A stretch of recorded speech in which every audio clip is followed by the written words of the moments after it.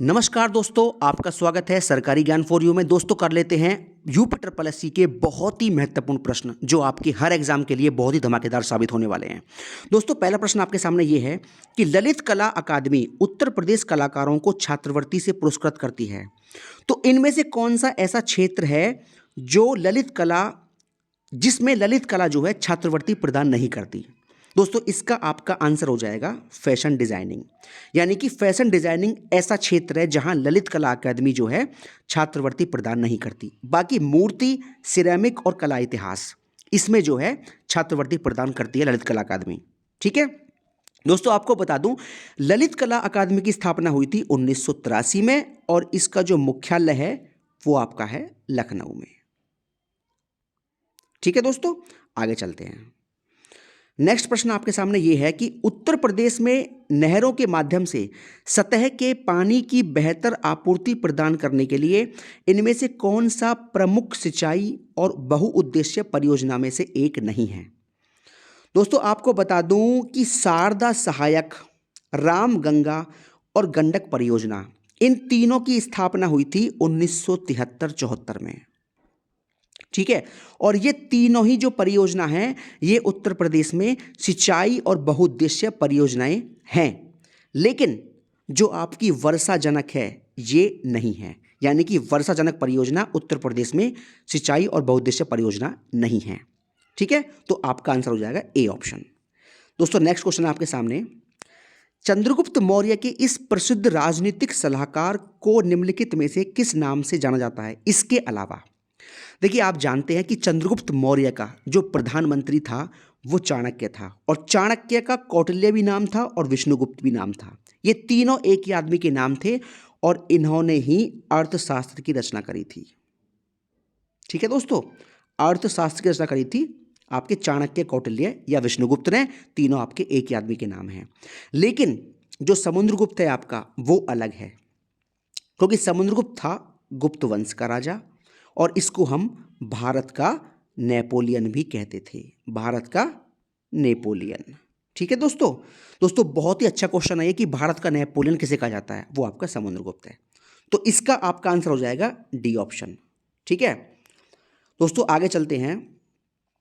पाली में बौद्ध ग्रंथों को आमतौर पर त्रिपिटक यानी थ्री फोल्ड बास्केट कहा जाता है। इनमें से कौन सा त्रिपिटकों में नहीं है। देखिए त्रिपिटक तो इसके तीन पार्ट थे।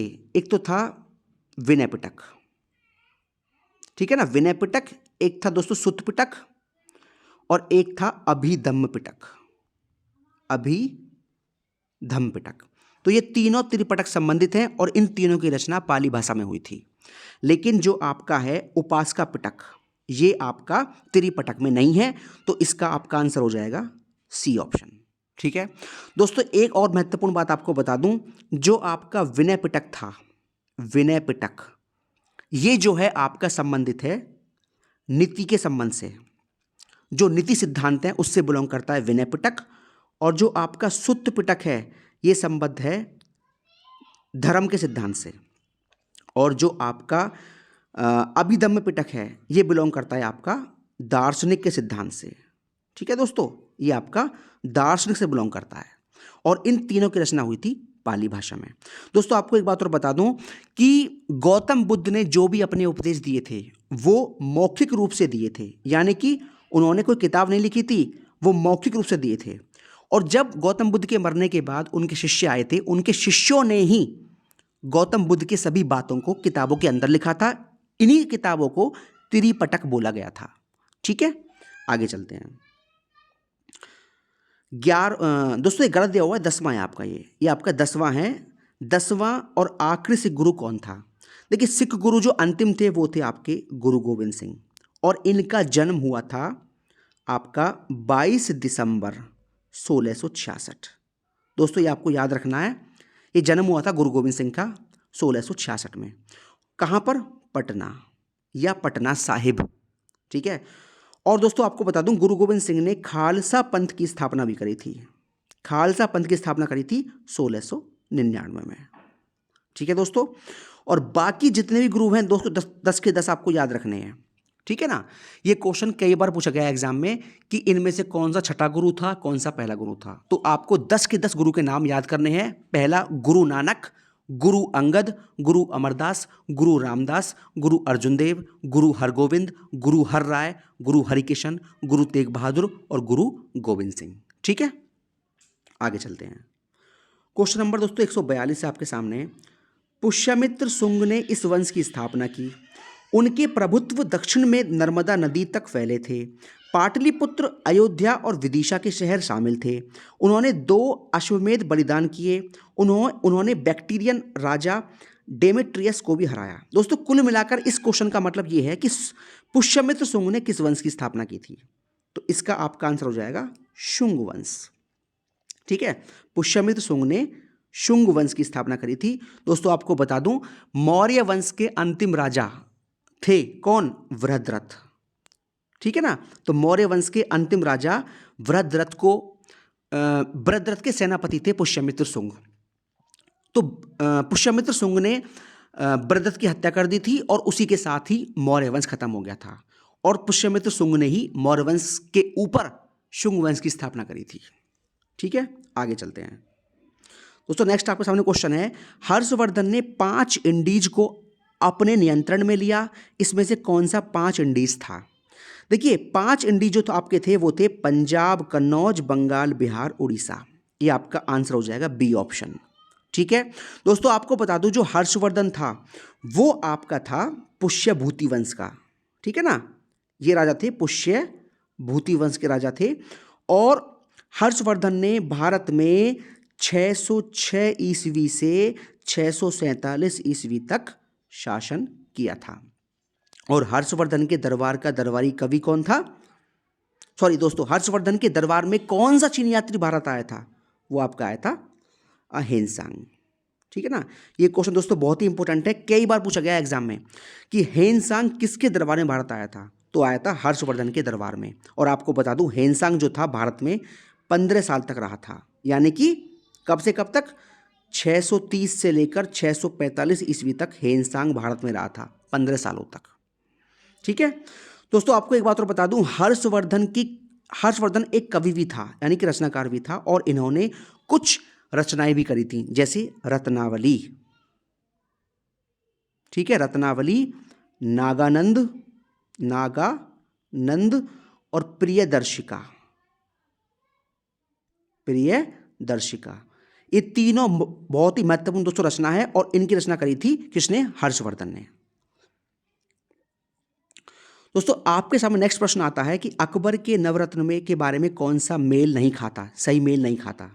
देखिए अबुल फजल वह अकबर के वजीर थे और अकबर के शासनकाल में अकबरनामा के लेखक थे, सही बात है।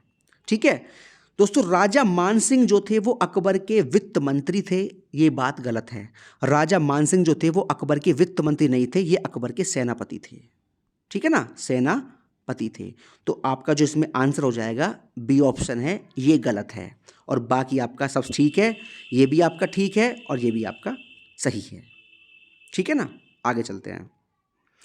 इनमें से कौन सा टेक्टोनिक प्लेट के मूवमेंट या शिफ्ट के कारण होता है जहां ये टेक्टोनिक प्लेट मिलते हैं? देखिए टेक्टोनिक प्लेट जब मिलते हैं तो उसके कारण भूकंप आता है। और भूकंप जो होता है वो पृथ्वी का कंपन भी कहते हैं उसको। और जब दोस्तों भूकंप आता है तो पृथ्वी के अंदर से ऊर्जा निकलती है और उसी ऊर्जा में से तरंग निकलती है जिसको हम भूकंप कहते हैं। ठीक है, आगे चलते हैं। नेक्स्ट है आपका दोस्तों बहुत धमाकेदार क्वेश्चन है और ये सवाल आपका कई बार पूछा गया यूपी ट्रिपल एससी के एग्जाम में और यहां तक कि यूपी पीसीएस के एग्जाम में कई बार सवाल पूछा गया है कि दुनिया को कितने समय क्षेत्रों में बांटा गया है। तो इसका आंसर हो जाएगा आपका 24। पूरे संसार को, पूरी दुनिया को 24 टाइम जोन के अंदर बांटा गया है दोस्तों, इसे हम टाइम जोन भी कहते हैं। ठीक है, और आपको बता दूं 24 में से 12 टाइम जोन जो हैं वो फ्रांस के अंदर हैं। ठीक है ना, फ्रांस देश के अंदर जो है आपके 12 टाइम जोन हैं, सबसे अधिक फ्रांस के अंदर ही हैं। और एक टाइम जोन आपका भारत में है। तो कुल मिलाकर 24 टाइम जोन है जिसमें पूरा पृथ्वी बटी हुई है। ठीक है दोस्तों, बहुत ही दोस्तों इंपॉर्टेंट सवाल है आपका और कई बार पूछा गया एग्जाम में ये। आगे चलते हैं। दोस्तों नेक्स्ट आपके सामने सवाल है, भारत का मानक समय मेरिडियन क्या है? तो दोस्तों इसका आपका आंसर हो जाएगा 82 डिग्री 30 मिनट पूर्वी देशांतर। ये आपका है भारत की मानक समय।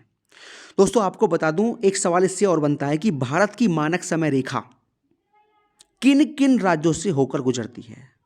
तो उन राज्यों के नाम आपको बता दूं दोस्तों, वे 5 राज्य हैं। कौन से? उत्तर प्रदेश, मध्य प्रदेश, आंध्र प्रदेश, और आपका हो जाएगा उड़ीसा, और आपका छत्तीसगढ़।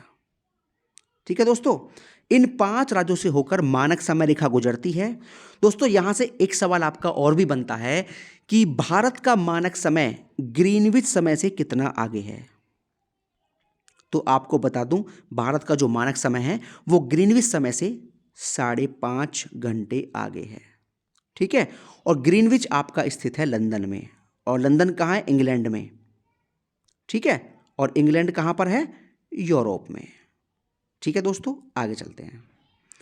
नेक्स्ट आपका प्रश्न है, इनमें से कौन सा महान हिमालय या हिमाद्री में पर्वत शिखर नहीं है?